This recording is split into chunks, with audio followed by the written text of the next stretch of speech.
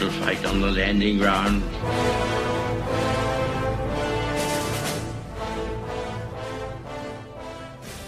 Thank you for joining us. You are listening to A Radio, and this is The Morning Moment.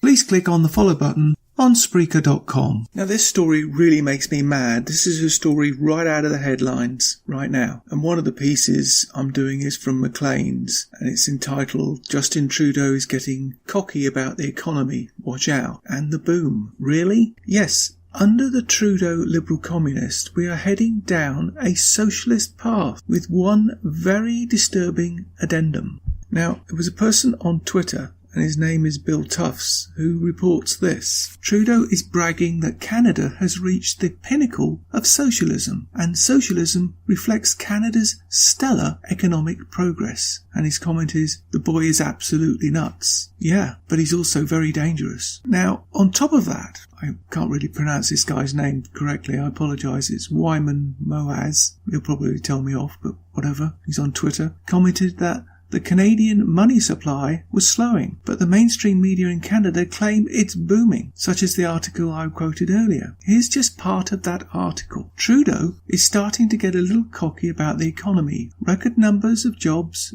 are being created. He said that the same day in October, which happened to be the one he capitulated or said sorry about his campaign promise to the Canadian Federation of Independent Businesses lowering income tax paid by smaller companies. We are seeing that our focus on the middle class by putting more money in the pockets of hard-working families and giving less advantages to the wealthiest is growing the economy. Really? Trudeau said as he attempted to distract the media horde from his finance minister's loose interpretation of what constitutes a conflict of interest. Plenty of economists were sceptical of the Liberal programme, which involved consciously plunging the country into a deficit. The Prime Minister had a special message for sceptics. Guess what? The plan is working. Well, here's the truth about Canada, and everyone knows it. Taxes are increasing, new taxes are being added, and the tricky little Liberal communists, that I call them,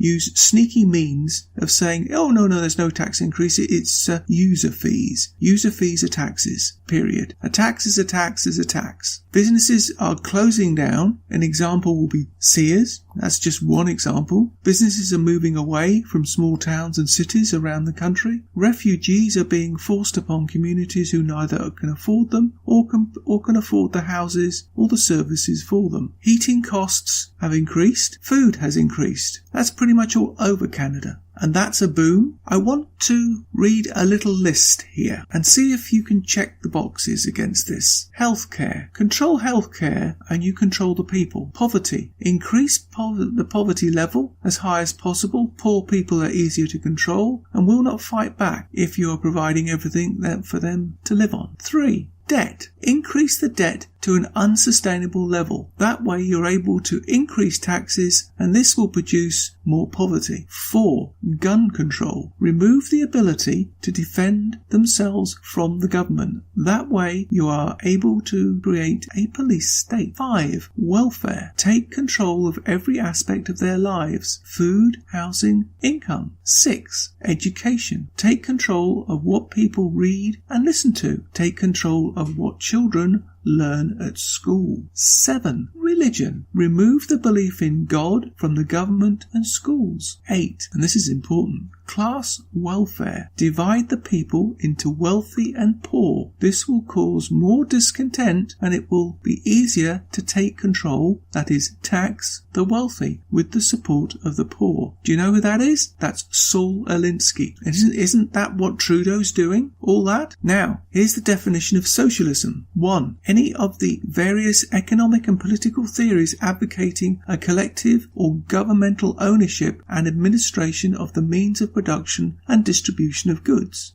2. A system of society or group living in which there is no private property. B. A system or condition of society in which the means of production are owned and controlled by the state. 3. A state of society in Marxist theory transitional between capitalism and communism, distinguished by unequal distribution of goods and paying according to work done. Well, I think we're pretty much heading down the socialist route, and I think we're also heading down the Saul Alinsky route. And if you want another example of poverty, it's what I call Indians. They call themselves indigenous, aboriginal, or whatever they call themselves this week. I don't know, don't care. The fact is that those people up north who've got reservations, they're Indian reservations, and it's also the Indian Act, so I call them Indians, have got terrible poverty. They've got bad water, they've got bad health, and they're being ignored. No one's doing anything about it. No one's doing anything about the fact that it's a continuous thing. They never try and fix the problem. And the biggest problem is that they get free handouts, and they've been doing that for years and years and years. They have no way of improving themselves. So they've created an underclass, which is what socialism does. The free market economy brings everybody up. Socialism levels everybody out. There's less incentive to improve yourself. Trudeau is probably one of the most dangerous people because he's smooth. The media believe everything he says because he's been fed the words to say. He doesn't know this stuff. He's not intelligent enough. I don't know why people can't see that, but they can't, because it goes back to the Overton window. You really need to think about this, folks. We are heading down this slippery slope. He is increasing taxes, he is increasing the national debt, and he is changing the national makeup of this country. The cultural makeup of Canada is changing, and it's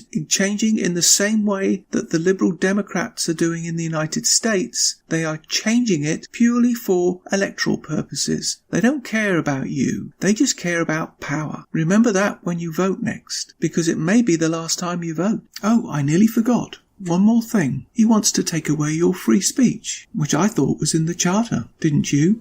You can find more at aradio.wordpress.com, where you can find links to us on Twitter, Facebook, Instagram, iTunes, iHeartRadio, Gab, and email. We are continuing to reach out to you, so please pass on the links. Please click on the follow button on Spreaker.com. You can listen to all my morning moments at Spreaker.com under A Radio, that's EHRADIO, A Radio. And please click on the like button. And you can find all my podcasts and morning moments at aradio.wordpress.com and click on the Morning Moments tab.